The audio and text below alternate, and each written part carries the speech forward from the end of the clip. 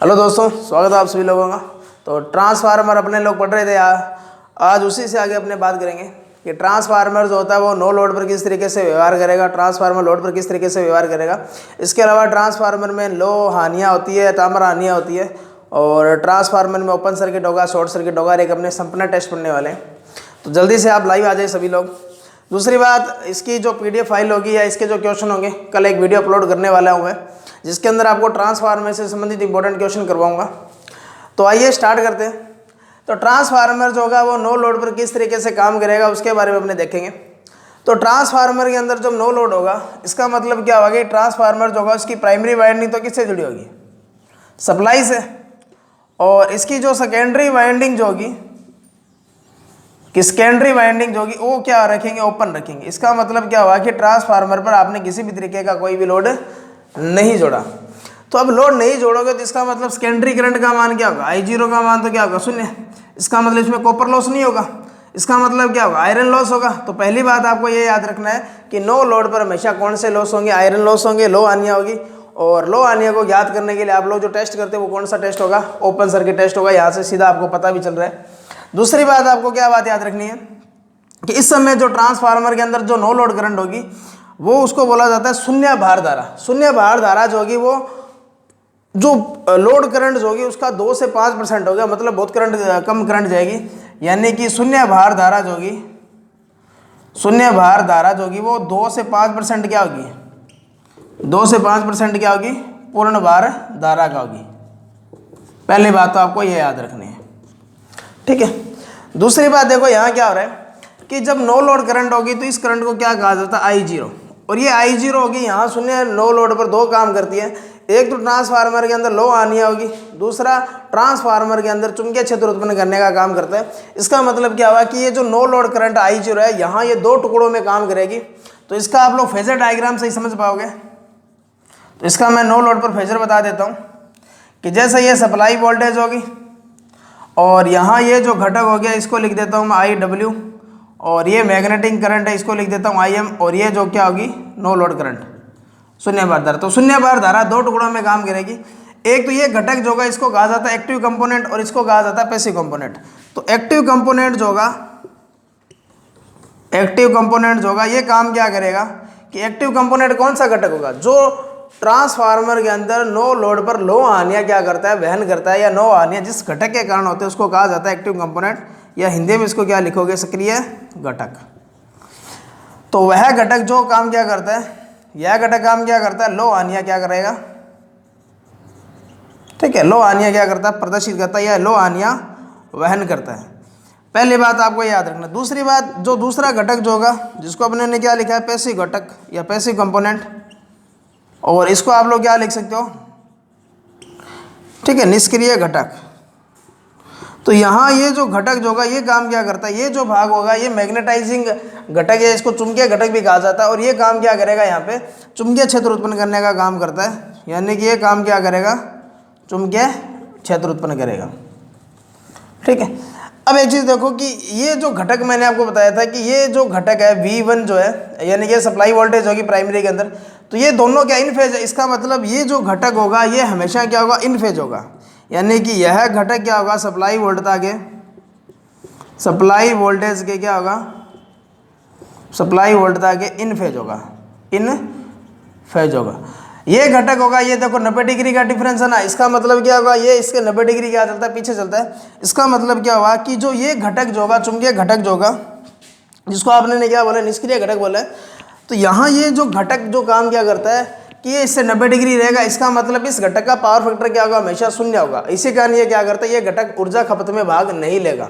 और ये आपने पढ़ा भी होगा, शुद्ध संधारित्र होगा या शुद्ध कैपेसिटर जो होगा, इंडक्टर होगा, वो कभी भी ऊर्जा खपत में भाग नहीं लेते, क्योंकि इनमें पावर फैक्टर का मान 90 डिग्री यानी कि cos 90 का मान कितना होगा? 0 होगा। तो इस घटक का पावर फैक्टर क्या होगा? इकाई होगा। जबकि इस घटक का पावर फैक्टर की अपने बात करें, यानी कि इसका जो घटक, इस घटक का क्या होगा? इसका PF क्या होगा? शून्य होगा। शून्य भी होगा और साथ में क्या होगा? लैगिंग भी होगा। ये आपको याद रखना है। ये आपके DMRC 2017 के अंदर 16 के अंदर पूछा भी गया था। फिर देखना, इस घटक का मान अगर आपको निकालना है तो ये लाइन आप थोड़ा सा आगे बढ़ा दें, और ये कौन सी धारा है? ये जो करंट है ये नो लोड करंट। अब ध्यान रखना नो लोड करंट जो होगी ये मेन सप्लाई वोल्टेज से 75 डिग्री लगभग 75 डिग्री क्या चलती है, लैग चलती है, पीछे चलती है। तो ये भी आपको याद रखना है कि शून्य बार धारा जो होती है वो इससे कितने डिग्री पीछे चलती है, लगभग 75 डिग्री। पहली बात तो ये। दूसरी बात ध्यान रखना कि यहाँ से अगर आप देखो कोण के सामने वाली भुजा लंब होगी, ये आधार होगा, ये कर्ण होगा। तो यहाँ से अगर आप आई डब्ल्यू का मान निकालना चाहते हो, जो एक्टिव कंपोनेंट है आई डब्ल्यू जो यहाँ से निकलेगा आई जीरो कोस फाई जीरो निकलेगा। इसी तरीके से आई एम का मान निकालना चाहते हो तो ये भुजा इसको आप यहाँ दिखा सकते हो, ये लंब होगा, ये कर्ण होगा, लंब बटा कर्ण साइन थीटा होगा। तो यहाँ से आई जो एम होगा ये आई जीरो साइन फाई जीरो यहाँ से मिलने वाला आपको। तो यहाँ से आपको देखो इन घटकों के फार्मूले किस तरीके से बनेंगे वो आपको पता चल चुका है। दूसरी बात ये घटक होता है एक्टिव कंपोनेंट कहलाता है, इसको पैसिव कंपोनेंट कहते हैं। दूसरी बात आपने वो भी पढ़ा होगा, पावर ट्राइंगल पढ़ा होगा, जिसके अंदर आप लोगों ने इसको पढ़ते हो कि ये तो वास्तविक पावर होती है और ये कौन सी होती है, प्रतिघाती पावर होती है। और प्रतिघाती पावर ही होती है जो चुंबक बनाने का काम करती है। फिर आगे देखिए इसके अंदर आगे फिर और देखो इसके अंदर। तो ये तो थे एक्टिव कंपोनेंट और पैसिव कंपोनेंट। अब अपने बात करेंगे जो नो लोड करंट हो गया उसका मान कैसे निकालेंगे। कि यहाँ से आपको एक त्रिभुज दिखाई दे रहा है, समकोण त्रिभुज दिखाई दे रही है कि एक तो ये हो गया और इस तरीके से, या तो इसको आप लोग काम क्या कर सकते हो, इस तरीके से भी कर सकते हो, आई डब्ल्यू का स्क्वायर प्लस आई एम का स्क्वायर बराबर क्या होगा, आई जीरो साइन स्क्वायर प्लस आई जीरो कोस स्क्वायर। तो यहाँ से आई जीरो आई स्क्वायर जो होगा वो कॉमन आएगा यहाँ से, और इन दोनों का जो मान होगा वो क्या होगा, sine square theta plus cos square theta का मान 1 होगा। तो यहाँ से अगर आप लोग देखेंगे कि जो नो लोड करंट जो होगी वो काम क्या करती है, नो लोड करंट होगी इन दोनों घटकों के वर्ग के योग के अंडर रूट के क्या होगी, बराबर होगी। तो यहाँ से आपको ये बात भी याद रखना है कि जो नो लोड करंट होगी इन दोनों के जो क्या होंगे इस तरीके से इसके मान के बराबर होगा। तो शून्य लोड पर आपको क्या क्या बातें याद रखना है कि शून्य लोड पर सेकेंडरी में करंट का मान 0 होगा, सेकेंडरी करंट का मान 0 होगा। इसका मतलब क्या होगा, इसमें ताम्र आनियाँ नहीं होगी, ओनली लो आनियाँ होगी। लो आनियाँ ज्ञात करने के लिए आप लोग जो टेस्ट करोगे वो भी कौन सा होगा, ओपन सर्किट टेस्ट होगा। शून्य लोड पर जो शून्य भार धारा जो होगी उसका शून्य लोड करंट होगी उसका मान 2 से 5% होगा। फिर ध्यान रखना शून्य लोड करंट होगी वो मेन करंट से मेन वोल्टेज से कितने डिग्री पीछे चलेगी, 75 डिग्री। शून्य लोड करंट होगी वो यहाँ 2 टुकड़ों में काम करेगी। पहला टुकड़ा काम क्या करता है, लो आनिया रिप्रेजेंट करेगा, दूसरा चुंबकीय क्षेत्र उत्पन्न करेगा।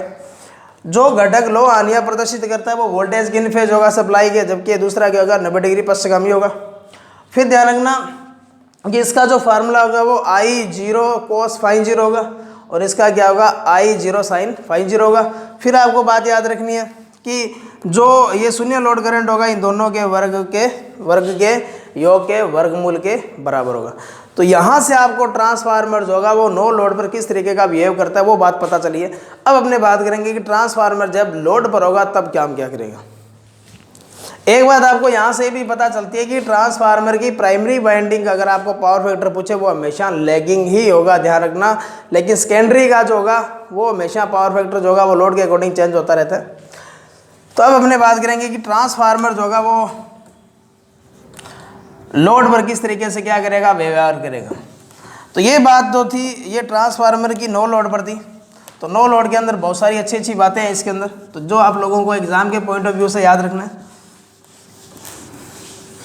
अब की बार अपने काम क्या कर देंगे, इस वाइंडिंग को कर देंगे शॉर्ट, यानी कि शॉर्ट करने का मतलब क्या है, ठीक है। यहाँ अपने ट्रांसफार्मर पर अलग अलग तरीके से क्या करेंगे, लोड का मान लगाएंगे। तो ट्रांसफार्मर ऑन लोड यानी कि ट्रांसफार्मर का भार पर परिचालन। यहाँ मैं कुछ चीज़ें आपको बता देता हूँ लेकिन उसको अपने आगे बढ़ेंगे कि ट्रांसफार्मर का पावर फैक्टर होगा वो लोड पर डिपेंड करेगा। ट्रांसफार्मर जो होगा उसका वोल्टेज रेगुलेशन वो भी वोल्टेज उस पर डिपेंड करेगा, लोड के ऊपर। ट्रांसफार्मर का KW जो आउटपुट होगा वो भी लोड के ऊपर डिपेंड करेगा। ये 3 बातें अपने आगे बढ़ेंगे। तो इससे पहले आप लोग देखें कि ट्रांसफार्मर यहाँ मैंने क्या कर दिया, किसी भी तरीके का क्या लगा दिया, लोड लगा दिया, ठीक है। अब ये ट्रांसफार्मर है और यहाँ अपनों ने काम क्या किया, ये इसकी वाइंडिंग है, प्राइमरी वाइंडिंग होगी और ये वाइंडिंग कौन सी होगी, सेकेंडरी होगी, ठीक है। अब प्राइमरी जो वाइंडिंग होगी वो फ्लक्स उत्पन्न जो करेगी उसको φ1 से लिखेंगे कि प्राइमरी का जो फ्लक्स होगा वो क्या होगा, φ1 होगा। सेकेंडरी जो उत्पन्न करेगी वो कौन सा होगा, φ2 होगा। अब ध्यान रखना कि φ1 फ्लक्स की डायरेक्शन अगर ऐसे है तो φ2 की डायरेक्शन क्या होगी, एंटी होगी। लेंस का नियम आपने पढ़ा होगा कि सेकेंडरी का जो फ्लक्स होगा वो प्राइमरी के फ्लक्स का हमेशा क्या करेगा, विरोध करेगा। अब विरोध करेगा तो मेन फ्लक्स क्या होगा, कमजोर होगा। मेन फ्लक्स जब कमजोर होगा तो वोल्टेज का मान भी क्या आएगा, डाउन आएगा। इस वोल्टेज के कारण करंट का मान भी घटेगा। इस करंट के घटने के कारण काम क्या करता है कि ट्रांसफार्मर मेन जो सप्लाई जो होती है उससे करंट और खींचने का काम करता है। यानी कि I1 करंट तो थी पहले और सेकेंडरी के अंदर कौन सी करंट होगी, I2 होगी। अब काम क्या होगा कि ये जो I1 करंट है इसका करंट का मान, ये करंट क्या करती है, घटाने का काम करेगी, बैक ईएमएफ बनेगा इसके अंदर। तो इसकी वजह से ट्रांसफार्मर की वोल्टेज का मान डाउन आएगा और ट्रांसफार्मर अपनी पावर को पूरा करने के लिए मेन करंट से, मेन सप्लाई से क्या करेगा, करंट खींचेगा। उस करंट को नाम लिखेंगे अपने I1 डैश। इसका मतलब क्या हुआ कि ये जो I1 डैश जो मैंने आपको बताया है ये इसका तो क्या करेगा, सहयोग करेगा और इसका क्या करेगा, विरोध करेगा। तो इसका मतलब क्या हुआ कि यहाँ φ1 डैश जो होगा वो भी क्या होगा, उत्पन्न होगा। इसका मतलब क्या हुआ कि ट्रांसफार्मर पर जो लोड पर जो क्या होगा कि एक तो फ्लक्स φ1 है और दूसरा कौन सा है, φ1 डैश है। ये दोनों फ्लक्स φ2 से संतुलित होते हैं। इसी कारण ध्यान रखना, ट्रांसफार्मर जब लोड पर काम करेगा और नो लोड पर काम करेगा तो फ्लक्स का मान कभी भी चेंज नहीं होता। ट्रांसफार्मर में शून्य लोड से फुल लोड तक फ्लक्स का मान कभी भी चेंज नहीं होता। इसी कारण ट्रांसफार्मर की जो पावर जो होती है वो कभी भी क्या है, चेंज नहीं होती। ठीक है, तो यहाँ से आपको ये बात पता चलती है। तो एक बार और देख ले थोड़ा सा कि ट्रांसफार्मर में जब आप लोड लगाएंगे तो प्राइमरी का ये जो करंट होगी इसकी वजह से जो फ्लक्स उत्पन्न होगा वो प्राइमरी का विरोध करेगा। फ्लक्स कम होने से वोल्टेज घटेगी और ट्रांसफार्मर अपनी पावर को पूरा करने के लिए मेन करंट से क्या, मेन सप्लाई से करंट खींचेगा, जिसको अपने क्या लिखेंगे, I1 डैश। इसके कारण जो फ्लक्स उत्पन्न होगा वो ये होगा। ये दोनों फ्लक्स एक दूसरे का सहयोग करेंगे जबकि इसका क्या करेंगे, विरोध करेंगे। तो ये जो बात थी ट्रांसफार्मर की लोड पर थी कि ट्रांसफार्मर में लोड पर ध्यान रखना, शून्य लोड से फुल लोड तक फ्लक्स का मान कभी भी चेंज नहीं होगा। ठीक है, तो flux can not be change in a transformer. ठीक है, दूसरी बात देखो कि ट्रांसफार्मर के अंदर जैसे जैसे अपने लोड लगाएंगे वैसे वैसे क्या होगा, ट्रांसफार्मर का जो पावर फैक्टर होगा वो भी बदलेगा। ठीक है, तो यहाँ ये चीज़ आपको ये पता चल रही है कि ट्रांसफार्मर का अगर अपने पावर फैक्टर बता दें, ठीक है, कि पावर फैक्टर होगा ट्रांसफार्मर का वो सदैव किस बात पर निर्भर करेगा, भार पर। ठीक है, अगर भार क्या होता है, रजिस्टिव लोड होगा, रजिस्टिव क्या होता है, लोड होगा, तो उस समय क्या होगा ट्रांसफार्मर के अंदर कि रजिस्टिव लोड पर ट्रांसफार्मर के अंदर जो पावर फैक्टर होगा वो क्या होगा, इकाई होगा। ध्यान रखना, यहाँ जो आप ट्रांसफार्मर का पावर फैक्टर बता रहे हो या सेकेंडरी साइड का बता रहे हो, जबकि प्राइमरी में करंट हमेशा लैगिंग ही चलेगी। इसलिए ध्यान रखना, ट्रांसफार्मर से जब भी आपसे प्रश्न पूछा जाएगा कि ट्रांसफार्मर का पावर फैक्टर कौन सा है, तो वो आपसे ऐसा सोच के चलो कि वो सेकेंडरी का ही पूछ रहे हैं। ठीक है, तो इसका मतलब रजिस्टिव लोड जो होगा इसमें ट्रांसफार्मर का पावर जो पावर फैक्टर होगा वो क्या होगा, यूनिटी होगा, मतलब क्या होगा, इकाई होगा। दूसरा आपको याद रखना है इंडक्टिव लोड, जिसको आप क्या बोल सकते हो हिंदी के अंदर इंडक्टिव लोड या प्रेरणिकीय भार। तो यहाँ ट्रांसफार्मर का जो पावर फैक्टर होगा वो क्या होगा, लैगिंग होगा, या हिंदी में इसको क्या लिख सकते हो, पश्चगामी होगा। तीसरा अगर अपने बात करें कैपेसिटिव लोड, तो कैपेसिटिव लोड को आप लोग क्या बोलोगे, धारितीय भार। धारितीय भार पर जो ट्रांसफार्मर का पावर फैक्टर होगा वो क्या होगा, लीडिंग होगा, यानी कि इसको क्या लिख सकते हो आप, अग्रगामी। अब ध्यान रखना कि जो बात मैंने आपको बात बताई है कि ट्रांसफार्मर का जो पावर फैक्टर है वो लोड पर डिपेंड करता है, यही बात आप लोग अल्टरनेटर जब अपने पढ़ेंगे तो उसमें भी ये बात क्या होगी, सेम होगी। तो यहाँ से आपको क्या बात याद रखना है कि लोड पर जब ट्रांसफार्मर का इस्तेमाल किया जाता है तो ट्रांसफार्मर का जो पावर फैक्टर होगा वो हमेशा लोड पर डिपेंड करेगा। अगर आपसे जब तक किसी तरीके से नहीं पूछा जाता तो इसका मतलब आपसे सेकेंडरी के बारे में ही पूछा जा रहा है। दूसरी बात आपको क्या याद रखना है कि ट्रांसफार्मर का आउटपुट जो होगा वो भी इसी पावर फैक्टर पर डिपेंड करेगा। ट्रांसफार्मर का वोल्टेज रेगुलेशन होगा वो भी इसी बात पर निर्भर करेगा। फिर अपने अलग अलग इसका फेजर डायग्राम देखते हैं ट्रांसफार्मर का कि रजिस्टिव लोड पर किस तरीके का बनेगा, इंडक्टिव लोड पर किस तरीके का और कैपेसिटिव लोड पर किस तरीके का होगा। तो यहाँ से ये बात आपको समझ में आ गई होगी। तो इसका मतलब ट्रांसफार्मर का जब भी आपको पावर फैक्टर बोलेगा तो वो हमेशा किस बात पर निर्भर करेगा, लोड के ऊपर। ठीक है, फिर देखें और ट्रांसफार्मर का अगर अपने बात करें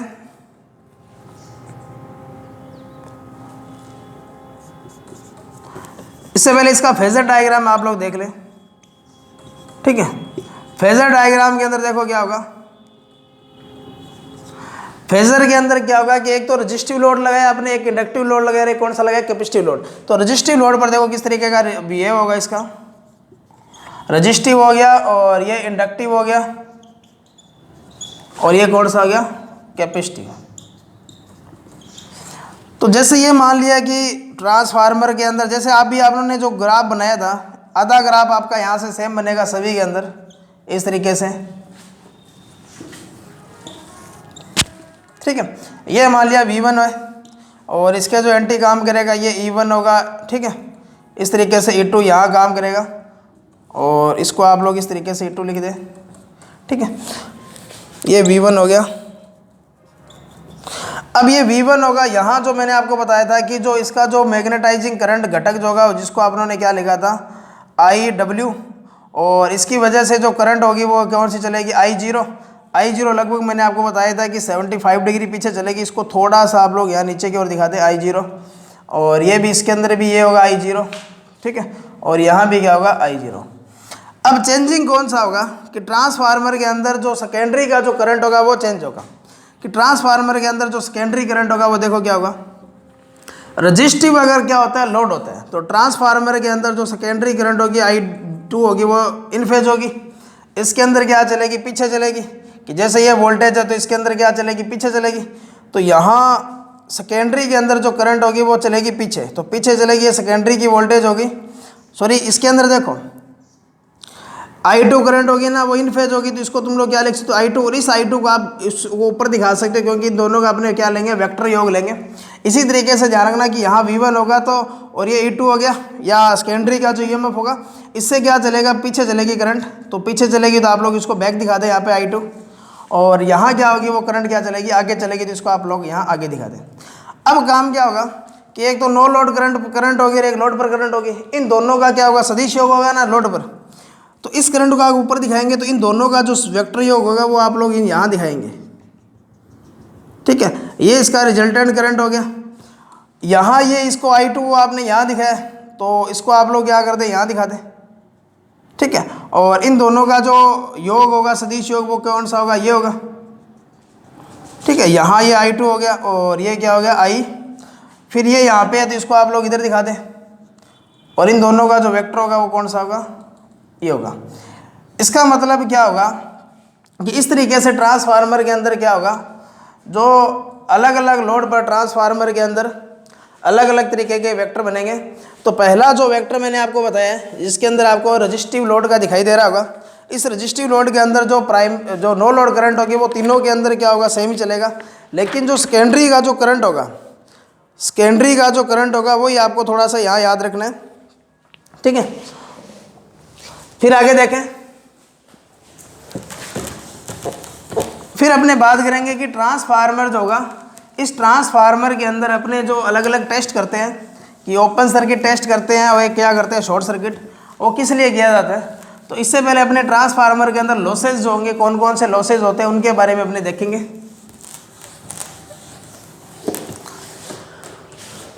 ठीक है।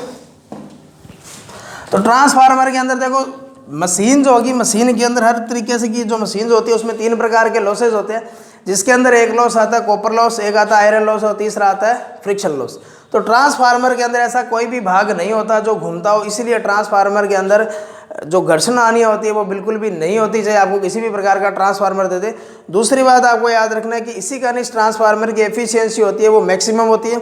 तीसरी बात आपको क्या बात याद रखनी है कि ट्रांसफार्मर के अंदर शून्य लोड से फुल लोड तक अगर आपसे पूछा घर्षण हानियाँ क्या होगी, तो हमेशा क्या बताना है, शून्य बताना है। तो ट्रांसफार्मर के अंदर अपने पढ़ेंगे लॉसेस। लॉसेस के अंदर अपने एक पढ़ेंगे लो हानियाँ, या जिनको क्या कहा जाता है, कोर लॉस। दूसरा अपने जो बात करने वाले हैं कॉपर लॉस, ठीक है, कॉपर लॉसेस। और तीसरा अपने एक और पढ़ेंगे dielectric losses, dielectric losses, या जिसको पैराविद्युत हानियाँ कहा जाता है। तो लो हानियाँ आपने डीसी जनरेटर के अंदर पढ़ा था, डीसी मोटर के अंदर पढ़ा था, मैग्नेट में पढ़ा था, वही सेम बात यहाँ होगी कि जो लो हानियाँ होगी वो किस बात पर डिपेंड करेगी कि ट्रांसफार्मर में सप्लाई फ्रिक्वेंसी कितनी है, ट्रांसफार्मर की सप्लाई वोल्टेज कितनी है। ठीक है, तो ये हानियाँ जो होगी वो किस बात पर निर्भर करती है, वोल्टेज एंड क्या करती है, फ्रिक्वेंसी पर डिपेंड करेगी। पहली बात आपको ये बात याद रखनी है। दूसरी बात, जो कॉपर लॉस होगा ये हमेशा किस पर क्या है, लोड पर डिपेंड करेगा, क्योंकि इसका फार्मूला आपने पढ़ा होगा I²R होगा। तो कॉपर लॉस हमेशा किस बात पर निर्भर करेगा, भार पर। भार लिख दो, चाहे इसको क्या लिख दो, धारा पर। ये लॉसेज होंगे वो दो प्रकार के होंगे, एक तो कौन सा होगा, हिस्टेरिसिस लॉस होगा, हिस्टेरिसिस, और दूसरा कौन सा होगा, एडी करंट। तो हिस्टेरिसिस लॉसेज जो होगा इसका जो फार्मूला होगा WH जो होगा वो क्या होगा, ठीक है। और इसका अगर अपने फार्मूला बात करें, B मैक्सिमम होगा, ये भी ध्यान रखना, ठीक है, इस तरीके से। तो यहाँ एडी करंट और जो हिस्टेरिसिस करंट होगा ये दोनों क्या होंगे, कोर के अंदर होती है। तो लो हानियाँ किस भाग में होती है, कोर में होगी, जबकि ये हानियाँ जो होती है वो किस भाग में होती है, वाइंडिंग के अंदर होगी। इसका जो फार्मूला अगर आपको याद रखना है कॉपर लॉसेज का, तो I² क्या होगा, R होगा। तो ये हानियाँ किस बात पर डिपेंड करेगी, लोड पर डिपेंड करेगी। ये हानियाँ सप्लाई वोल्टेज एंड फ्रिक्वेंसी पर डिपेंड करेगी। फिर बात आता है dielectric loss. Dielectric loss किस भाग में होगा, आप मुझे सोच कर बताएं। तो डाई इलेक्ट्रिक लॉस जो होगा वो किस भाग में होता है, ये हमेशा किस भाग में होगा, ये ट्रांसफार्मर के ऑयल में होगा। इसीलिए ध्यान रखना डाई इलेक्ट्रिक लॉस किस भाग में होता है, ऑयल में। और ट्रांसफार्मर की डाई इलेक्ट्रिक स्ट्रेंथ जो होगी वो 40 किलोवाट प्रति mm क्या होनी चाहिए, न्यूनतम होनी चाहिए। तो ये आपको थोड़ी सी बात याद रखना है। और डाई इलेक्ट्रिक स्ट्रेंथ होती है, मैंने आपको बताया भी था पहली वीडियो के अंदर, कि 10 डिग्री टेम्परेचर पर सबसे ज़्यादा होती है। फिर आगे देखें, तो ये 3 प्रकार के लॉसेस मैंने आपको बताए। अब अपने बात करेंगे कि लो हानियाँ किस मेथड से ज्ञात करेंगे, और कॉपर हानियाँ जो होगी वो, लो तांबर हानियाँ जो होगी वो किस मेथड से ज्ञात करेंगे। तो पहला जो अपना मेथड होगा वो मेथड होगा कॉपर लॉस के, आयरन लॉस के लिए ओपन सर्किट टेस्ट। और दूसरा जो अपने बात करेंगे वो करेंगे शॉर्ट सर्किट टेस्ट। और तीसरा जो अपने बात करेंगे संपन्ना टेस्ट होगा या बैक टू बैक टेस्ट होगा। तो पहले अपने बात करेंगे ओपन सर्किट टेस्ट के बारे में, ठीक है। दूसरा जो अपना टेस्ट होगा वो कौन सा होगा, शॉर्ट सर्किट टेस्ट होगा।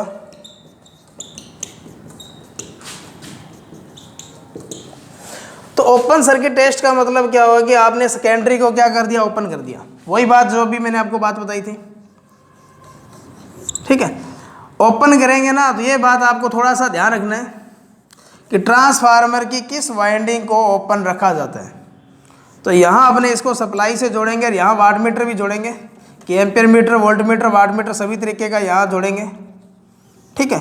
और यहाँ आपने एम्पियर मीटर जोड़ दिया, और यहाँ आपने क्या कर दिया, वोल्ट मीटर जोड़ दिया, और इधर आपने क्या कर दिया, इसको सप्लाई से जोड़ दिया, ठीक है।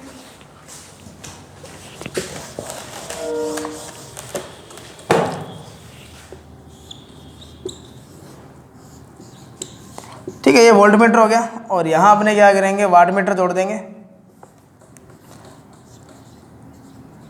तो वोल्ट मीटर आपको ये चीज़ बात बताएगा कि शून्य लोड पर, और ये ट्रांसफार्मर की प्राइमरी वाइंडिंग होगी। ट्रांसफार्मर के अंदर ध्यान रखना, जब ओपन सर्किट टेस्ट किया जाता है तो उसकी हाई वोल्टेज साइड जो होती है वो ओपन रखी जाती है, और लो वोल्टेज साइड होती है उसको सप्लाई से जोड़ा जाता है। पहला सवाल आपका यहाँ से बनने वाला है। दूसरा जो ध्यान रखना कि ओपन सर्किट टेस्ट के अंदर जो वाट मीटर होता है वो प्राइमरी वाइंडिंग की तरफ जुड़ा होगा, ये बात भी याद रखना है। यहाँ जब इसको अपने सप्लाई से जोड़ेंगे तो ट्रांसफार्मर के अंदर सेकेंडरी के अंदर क्या होगा, करंट नहीं होगी। तो सेकेंडरी के अंदर करंट नहीं होता तो ये लोड क्या बताएगा आपको, कॉपर लॉस बताएगा, ठीक। कॉपर लॉस क्या, आयरन लॉस बताएगा। तो यहाँ सेकेंडरी करंट का मान क्या होगा, जब 0 होगा, और प्राइमरी के अंदर जो करंट जाएगी उसको I1 लिखेंगे। तो यानी कि ओपन सर्किट टेस्ट होगा, आपको क्या बताता है, ठीक है। ओपन सर्किट टेस्ट आपको बताता है कोर लॉस, यानी कि लो हानियाँ बताएगा। दूसरी बात याद रखना कि इसमें लो वोल्टेज साइड जो होती है, लो वोल्टेज साइड जो होती है वो सप्लाई से जोड़ी जाती है, और हाई वोल्टेज साइड जो होगी वो क्या रखी जाती है, ओपन। तो ये आपसे क्वेश्चन पूछा जा सकता है कि जो ट्रांसफार्मर होगा उसमें ओपन सर्किट टेस्ट में हाई वोल्टेज कौन सी वाइंडिंग को ओपन रखा जाता है या कौन सी वाइंडिंग को ओपन नहीं रखा जाता। ओपन नहीं रखा जाता इसका मतलब आपसे ये पूछ रहा है कि लो वोल्टेज साइड के बारे में आपसे बात कर रहा है वो। तो ये थोड़ा सा कन्फ्यूज़न करने वाला सवाल होता है। शॉर्ट सर्किट टेस्ट की अगर अपने बात करें तो यहाँ वापस अपने काम क्या करेंगे, ये अपनों ने एम्पीमीटर जोड़ दिया और यहाँ वोल्टमीटर जोड़ेंगे। लॉसेस को ज्ञात करने के लिए अपने क्या करेंगे, यहाँ इस तरीके से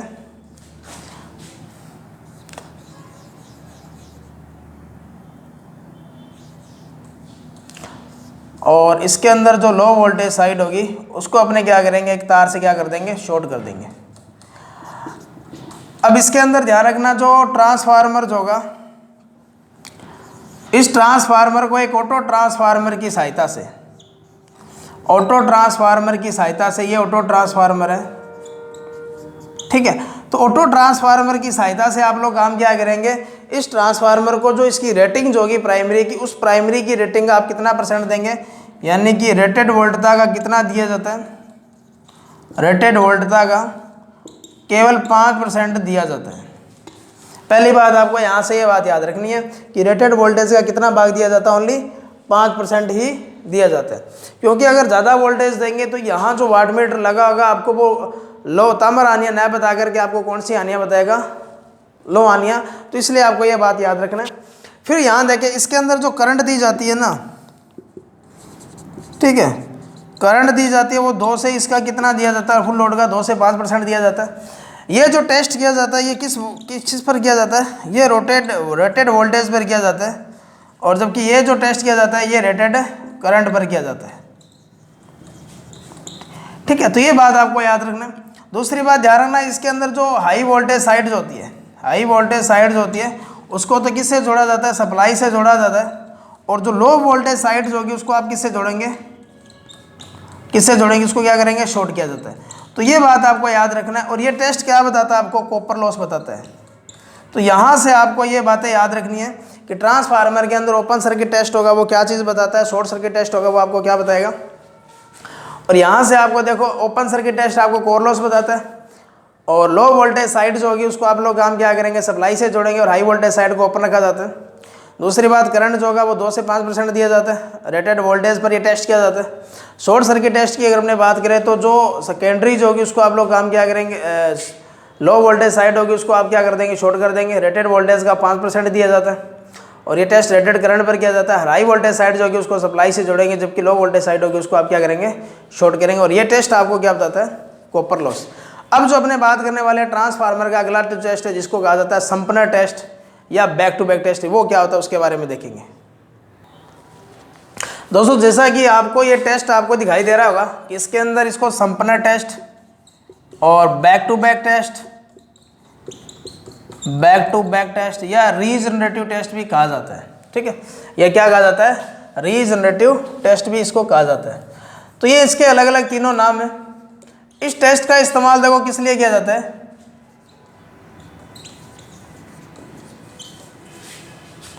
रीजनरेटिव।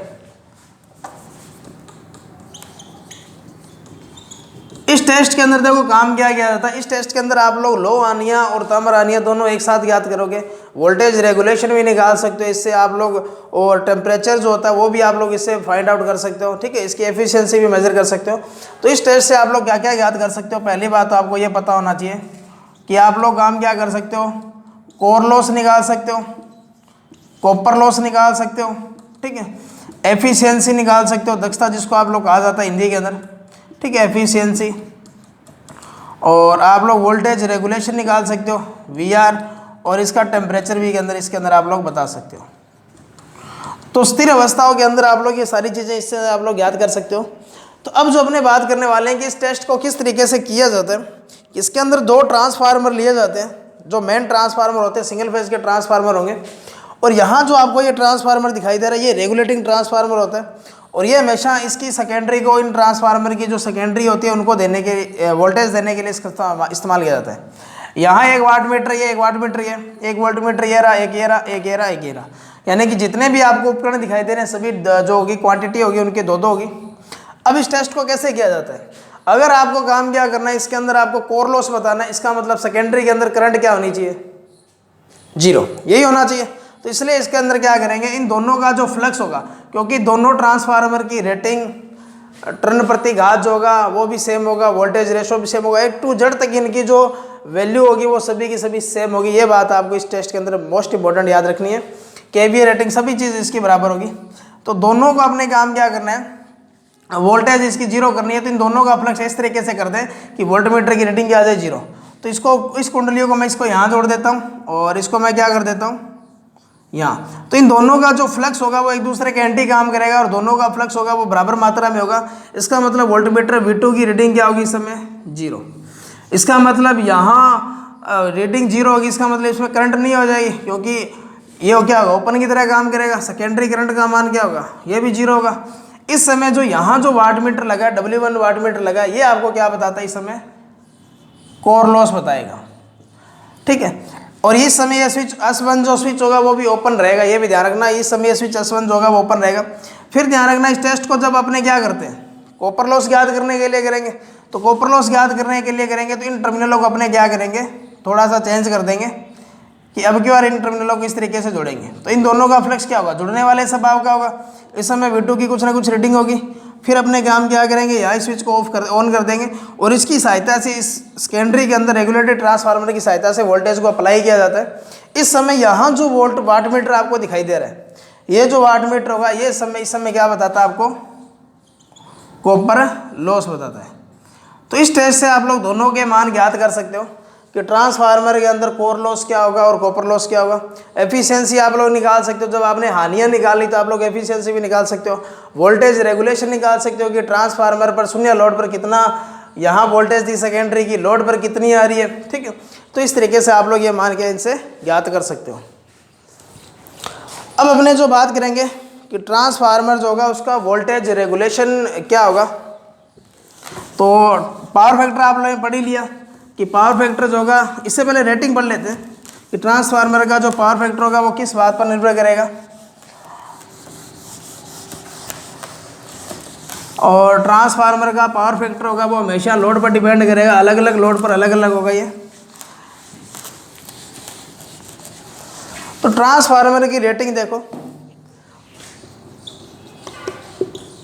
ट्रांसफार्मर की रेटिंग या तो आप लोग देखोगे केवीए में होगी, एमवीए में होगी या वीए में होगी, यानी कि वोल्ट एम्पियर में ली जाती है। वोल्ट एम्पियर में क्यों ली जाती है, आपसे सवाल ये पूछा जाएगा कि ट्रांसफार्मर की जो एफिशिएंसी उसकी रेटिंग जो होती है या उसकी जो निर्धारण किया जाता है वो वोल्ट एम्पियर में क्यों किया जाता है।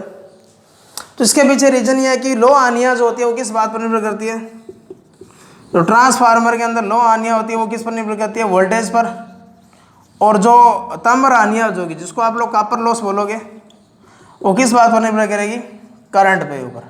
तो इसके अंदर जो टोटल हानियाँ जो होगी वो धारा और वोल्टेज पर निर्भर करती है। इसी कारण इस ट्रांसफार्मर की जो रेटिंग होती है वो केवीए एमवीए में ली जाती है। दूसरी बात, ट्रांसफार्मर की जो ये रेटिंग जो होगी वो किस शक्ति को प्रदर्शित करती है। तो ट्रांसफार्मर रेटिंग जो होगी वो किस शक्ति को प्रदर्शित करती है, रियल पावर जो होती है या ट्रू पावर जो होती है, या हिंदी में इसको क्या बोलोगे, वास्तविक शक्ति को रिप्रेजेंट करती है,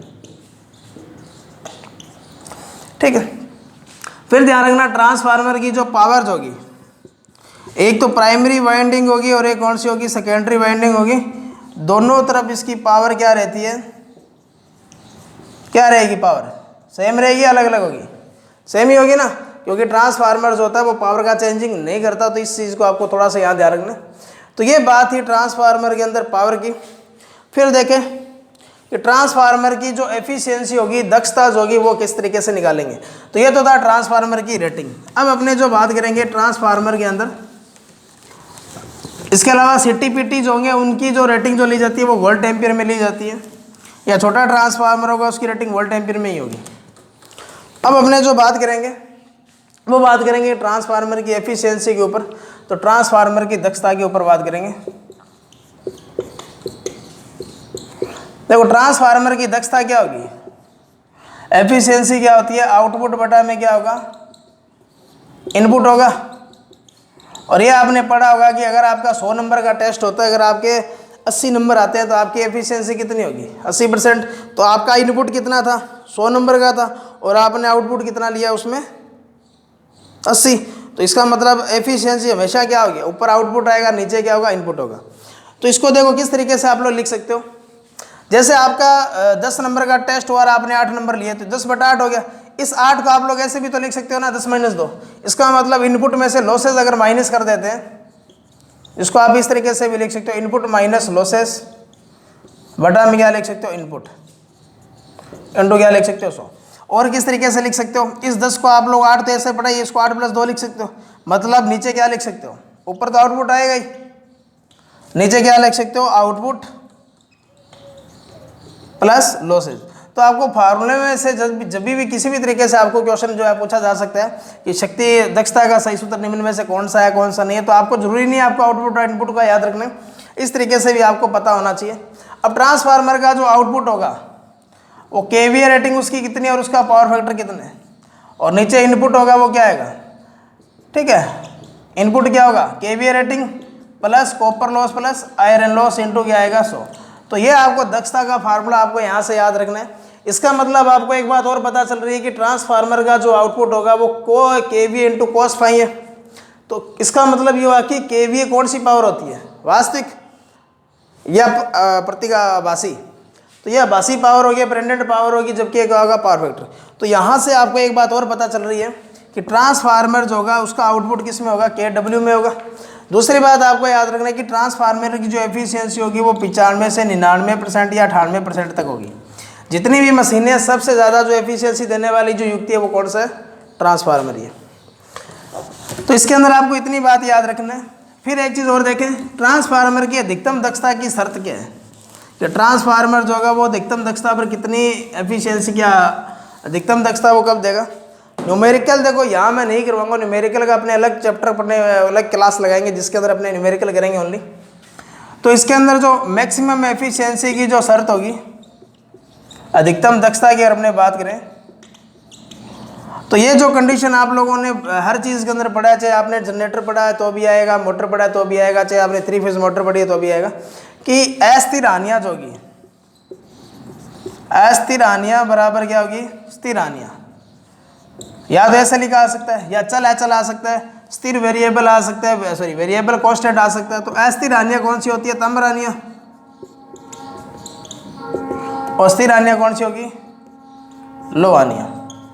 लो हानियाँ को आप लोग कोर लॉस भी बोल सकते हो, कोर हानियाँ भी बोल सकते हो, इसको कौन सी हानियाँ बोल सकते हो, ताम्र हानियाँ बोल सकते हो। और कोर हानियाँ आपको पता है 2 प्रकार की होगी, हिस्टेरेसिस होगी प्लस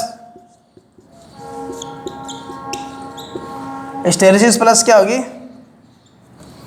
बवरदार हानियाँ या एडी करंट होगी। तो यहाँ से आपको ये बातें याद रखनी है कि ट्रांसफार्मर की जो मैक्सिमम एफिशिएंसी होगी वो कब होगी। अब यहाँ आपको ध्यान रखना कि देखो स्थिर हानियाँ का मतलब कि ये हानियाँ कभी चेंज नहीं होगी, लेकिन ये हानियाँ चेंज होगी। इसका मतलब ऐसा कौन सा लोड होगा जब ट्रांसफार्मर अधिकतम एफिशिएंसी देगा। तो इसका मैं आपको एक फार्मूला बताता हूँ, वो आपको याद रखना है कि ट्रांसफार्मर की जब भी आपसे पूछा जाए कि मैक्सिमम एफिशिएंसी जो होगी वो किस लोड पर होगी, वो देखो किस तरीके से आपको याद रखना है। तो यहाँ से ये बात आपको याद होगी। अब अपने जो बात करने वाले हैं,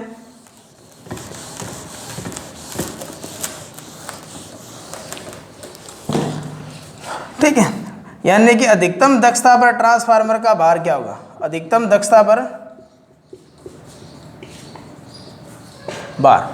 तो अधिकतम दक्षता पर भार क्या होगा, तो इसके लिए फार्मूला है कि भार जो होगा वो क्या होगा कि ट्रांसफार्मर की केवीए रेटिंग कितनी है इनटू अंडररूट। आपको यहाँ से याद रखना, यहाँ ऊपर आएगा लो हानियाँ और नीचे क्या आएगा, ताम्र हानियाँ। लो हानि नीचे क्या आएगा, ताम्र हानि। तो यहाँ से आपसे सवाल पूछा जा सकता है कि एक ट्रांसफार्मर जो है जिसकी रेटिंग आपको दे दी 10 kVA, अधिकतम दक्षता कब हो, किस भार पर होगी, अधिकतम दक्षता किस भार पर होगी,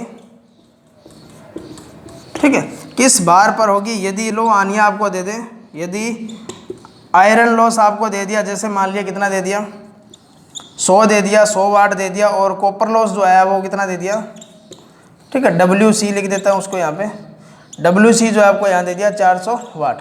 तो कुछ नहीं करना आपको, यहाँ KVA रेटिंग है वो जैसे यहाँ 10 दे दिया तो 10 KVA यहाँ रखेंगे, और कॉपर लॉस की जगह कॉपर लॉस रखे, आयरन लॉस की जगह आयरन लॉस रखे। 4 जब बाहर आएगा तो 2 आएगा, इसको जब डिवाइड करेंगे तो 5 kVA पर क्या होगा, जब ऐसा लोड होगा 5 kVA का, उस समय ध्यान रखना ट्रांसफार्मर में लो हानियाँ और ताम्र हानियाँ बराबर होगी, और उसी समय ट्रांसफार्मर क्या करेगा, मैक्सिमम एफिशिएंसी देगा। तो आज के क्लास में बस इतना ही। नेक्स्ट वीडियो में अपने कुछ और टॉपिक डिस्कस करेंगे। और 1 या 2 क्लास और जो होगी इसकी लगने वाली है, तो देखते रहिए BGM। धन्यवाद।